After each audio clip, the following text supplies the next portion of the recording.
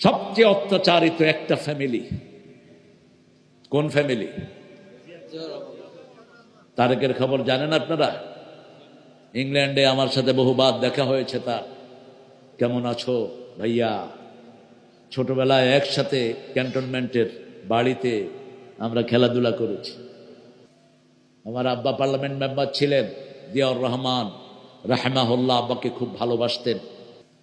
তা আমি বলেছি শরীরের কি অবস্থা? বলছে ভাইয়া, শরীরের মেরুদানার ভিতরে লোহা ঢুকিয়ে পিটিয়েছে তারা আমাকে।